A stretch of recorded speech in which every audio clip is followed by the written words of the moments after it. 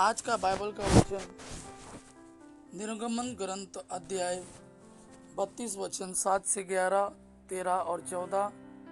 सन पौलुस का तिमोथी के नाम पत्र पहला पत्र अध्याय 1 वचन 12 से 17 और आज का सुसमाचार सन लूकस के अनुसार अध्याय 15 वचन 1 से 32। निर्गमन ग्रंथ अध्याय 32 वचन 7 से 11 और 13, 14। प्रभु ने मूसा से कहा, पर्वत से उतरो, क्योंकि तुम्हारी प्रजा जिसे तुम मिस्र से निकाल लाए हो भटक गई है। उन लोगों ने शीघ्र ही मेरा बताया हुआ मार्ग छोड़ दिया।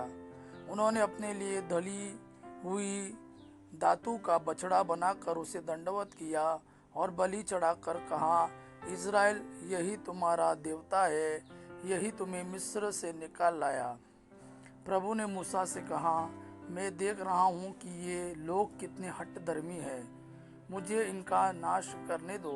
मेरा क्रोध भड़क उठेगा और इनका सर्वनाश करेगा।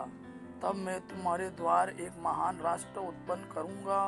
मूसा ने अपने प्रभु ईश्वर का क्रोध शांत करने के उद्देश्य से कहा, प्रभु यह तेरी प्रजा है जिसे तू सामर्थ तथा भुजबल से मिस्र से निकाल लाया। इस पर तू कैसे क्रोध कर सकता है? अपने सेवकों को इब्राहिम, इसाक और याकूब को याद कर। तूने शपथ खाकर उनसे यह प्रतिज्ञा की है, मैं तुम्हारी संतति को स्वर्ग के तारों की तरह असंख्य बनाऊंगा और अपनी प्रतिज्ञा के अनुसार तुम्हारे वंशजों को यह समस्त देश प्रदान करूंगा और वे सदा के लिए इसके उत्तराधिकारी हो जाएंगे। तब प्रभु ने अपनी प्रजा को दंड देने की जो धमकी दी थी उसका विचार छोड़ दिया। आज का दूसरा वचन सन पौलुस का तिमोथी के नाम पहला पत्र अध्याय 1 वचन 12 से 17। मैं हमारे प्रभु ईसा मसीह को धन्यवाद देता हूँ जिन्होंने मुझे बल दिया और मुझे विश्वास के योग्य समझकर अपनी सेवा में नियुक्त किया है। मैं पहले इस निंदक, अत्याचारी और अन्यायी था, किंतु मुझ पर दया की गई है, क्योंकि अविश्वास के कारण मैं यह नहीं जानता था कि मैं क्या कर रहा हूँ। मुझे हमारे प्रभु का अनुग्रह प्रचुर मात्रा में प्राप्त हुआ और साथ ही वह विश्वास और प्रेम भी जो हमें ईसा मसीह द्वारा मिलता है।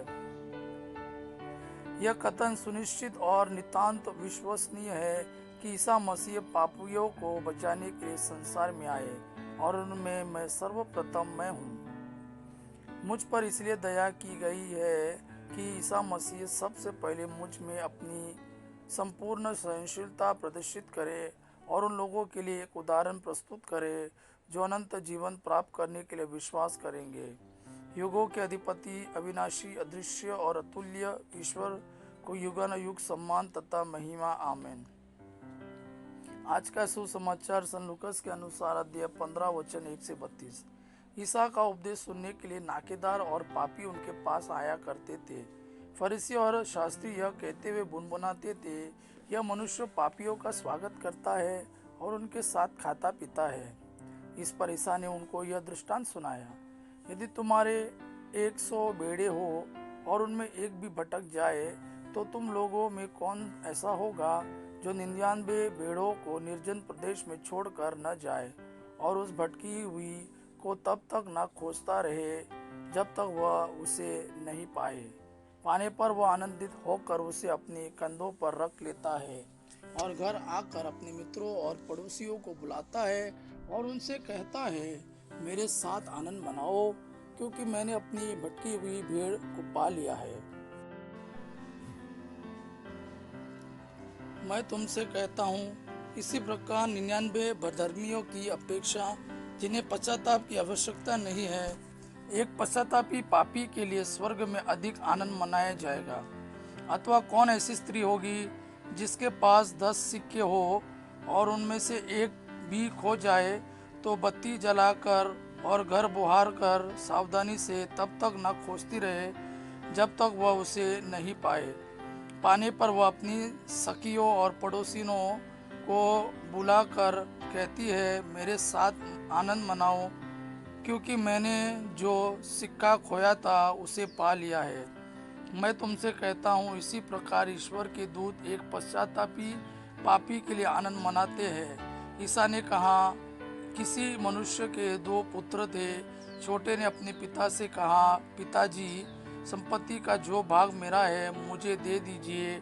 और पिता ने उनमें अपनी संपत्ति बांट दी। थोड़े ही दिनों बाद छोटा बेटा अपनी समस्त संपत्ति एकत्र कर किसी दूसरे देश चला गया और वहाँ उसने भोग विलास में अपनी संपत्ति उड़ा दी। जब वह सब कुछ खर्च कर चुका तो उस देश में भारी अकाल पड़ा और उसकी हालत तंग हो गई। इसलिए वह उस देश के एक निवासी का नौकर बन गया, जिसने उसे अपने खेतों में सूअर चराने भेजा। जो फलियां सूअर खाते थे उन्हीं से वह अपना पेट भरना चाहता था, लेकिन कोई उसे उनमें से कुछ नहीं देता था। तब वह होश में आया और यह सोचता रहा, मेरे पिता के घर कितने ही मजदूरों को ज़रूरत से ज़्यादा रोटी मिलती है और मैं यहाँ भूखों मर रहा हूँ। मैं उठकर अपने पिता के पास जाऊँगा और उनसे कहूँगा, पिताजी, मैंने स्वर्ग के विरुद्ध और आपके प्रति पाप किया है। मैं आपका पुत्र कहलाने योग्य नहीं रहा। मुझे अपने मजदूरों में से एक जैसा रख लीजिए। तब वह उठकर अपने पिता के घर की ओर चल पड़ा। वह दूर ही था कि उसके पिता ने उसे देख लिया और दया से द्रवित हो उठा। उसने दौड़कर उसे गले लगा लिया और उसका चुंबन किया। तब पुत्र ने उससे कहा, पिताजी, मैंने स्वर्ग के विरुद्ध और आपके प्रति पाप किया है। मैं आपका पुत्र कहलाने योग्य नहीं रहा।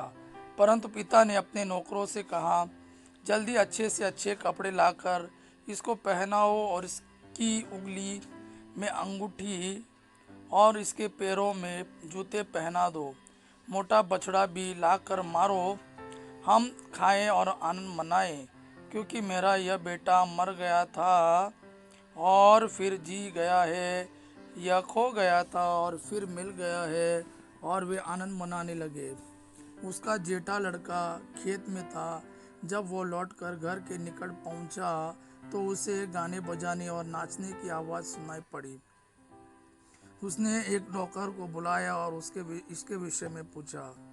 इसने कहा, आपका भाई आया है और आपके पिता ने मोटा बछड़ा मारा है, क्योंकि उन्होंने उसे भला चंगा वापस पाया है। इस पर वह क्रोध हो गया और उसने घर के अंदर आना जाना नहीं चाहा।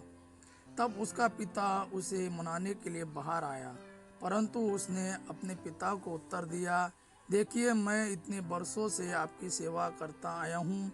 मैंने कभी आपकी आज्ञा का उल्लंघन नहीं किया।